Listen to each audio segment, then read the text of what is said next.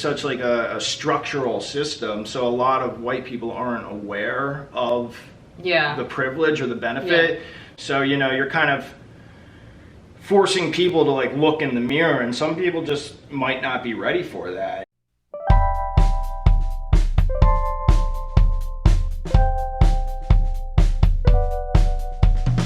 Hi, my name is Heather and I am a mental health therapist. I create videos on all things related to mental health with a special interest in healing racial trauma and improving self-esteem for Black women. So if you are interested in those sort of videos, then please subscribe because I post every single week. In this video, I am going to share some ways on how to have open conversations with your partner on anti-racism. For those of you who don't know, I am currently in an interracial relationship and have been with my boyfriend for 3 years now. We have had countless conversations on race, and given the current climate right now where people are protesting in the streets, screaming Black Lives Matter, and white people just starting to realize that we have a police brutality problem in America, I mean, where have you guys been? Our discussions on race have been a little bit deeper, and we have been exploring ways on how he can be a better support system for me at this time, and what he can work on and what he can do to take more action. I have struggled and continue to struggle with race-based trauma. It's something that I've talked about on my channel before, so if you haven't seen those videos, I will link them up above. But it is so important for me at this time to be able to talk with my boyfriend about how I am feeling in ways that he can support me. I have been seeing a lot of images on Instagram about how white people can be a better ally, or in this instance, be anti-racist during this time. And I think that this is really great to see, and I'm happy to see it, but this has sparked more conversations in my relationship on how my boyfriend can work on how to be anti-racist, because as I talked about in a previous video, it is not enough for someone to say that they are not racist, because we know that that's just not true. For anyone, regardless of your background, your ethnicity, it is impossible to grow up in a systemically racist society and be free from racial bias or racial prejudice. And for white people in particular, their complicity within the system, within the world, is a form of racism, even if they didn't really do anything to help the world to be this way, or they didn't ask for these privileges or anything that they have gotten. Just them being complicit and going about their daily life and benefiting from all these things that they are given, they're being complicit in it. In order for me to heal from racial trauma, it's important for my partner to stop being complicit. You can't be this way anymore, especially now that a lot of people have, I guess, woken up to racism that is still happening in the world. So I gathered a few of my favorite tips that I have been seeing on social media, and I will leave the sources to those resources down below if you want to check them out. But here are 3 of my favorite ways that my boyfriend and I have been talking about lately, and I just want to bring him into this conversation so we can discuss it together. Daniel the friendly ghost. That's okay. Am I really this pasty? Yeah. Yep. So this is my boyfriend, Dan. Hi, I'm the boyfriend. So let's talk about the things that we have been talking about together lately. Okay. So the first one that I have on my list is to practice non-optical allyship. And I think that that's something that's important, because I think personally I have been seeing a lot of people going out there to protest, and I just think that they're doing it a lot for social media, just to say that they were there. Right. Well, first of all, optical allyship is doing it for the trend, I think, and doing it so you can post about it and just say, oh, look at me, I am doing this, but not really actually doing real work to actually support the cause. You know what I mean? So, like, in a sense, it's not sincere? Yeah. So Okay. you even told me that there was a girl who went to the protest, whatever, and just kind of posed took a picture, and then went back into her car. Right. Now, I don't know who that was, but yeah, right. Yeah. Right, like she like stepped off the sidewalk with a sign, got it, or like, you know, posed with a power drill, and then like got the picture and got in her Mercedes and left. Some people are sincere and they want to show their experience by like posting like, here we are at the protest, see it as peaceful type of thing. I do think a lot needs to happen behind the scenes, but I don't think, like, I think in some cases it's definitely insincere.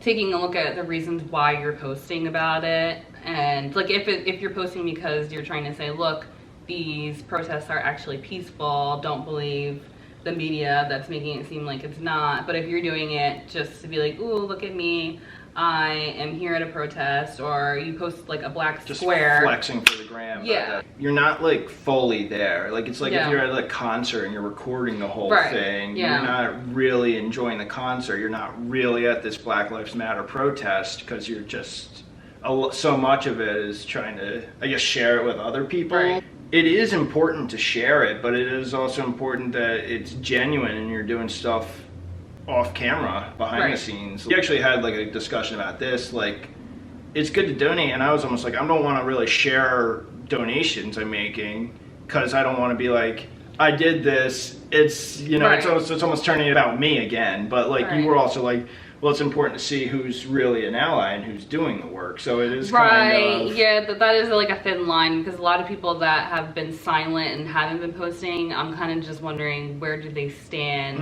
on this issue? But I think what it means is like, maybe it's not about like only posting on social media. Like make sure that that's not the only thing that you're doing. And like posting a black square is like literally the bare minimum thing that you can do. Like that doesn't get changed. Like sign a petition, or you know, like call a governor or a lawmaker. One of the things that I really think that it is so important that a lot of people are missing is not having important conversations with their friends and family. I think that a lot of people are avoiding that stuff, but I think that that's probably one of the most important things that you can do to actually support, you know, what is going on right now. That's probably the hardest thing to do. Right. That's why. Exactly, because it is that uncomfortability, or like, you know, oh, I do like this person, maybe we disagree. And like it is like everyone does get an opinion. At the same time, like if their opinion is about oppressing black people, whether they overtly say that or not, that's a tough opinion to have. Exactly. It's tough too, because it's, well, I mean, we've discussed it's such like a structural system, so a lot of white people aren't aware of the privilege or the benefit. So, you know, you're kind of forcing people to like look in the mirror, and some people just might not be ready for that.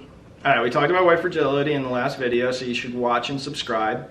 I'll link it up above. Oh, and another thing that I feel like we've been arguing about whether or not you should be deleting people like off of social media, you know, friends who have posted like ignorant things or not. So let me know if you guys have been having these arguments as well. Like, should your partner be deleting those people who are just basically, you're starting to realize might be a little bit racist here? Right, and it's tough because, you know, again, they wouldn't probably see it as racism. They're probably like, no, I support the police. I guess there's kind of some subtext there in a way.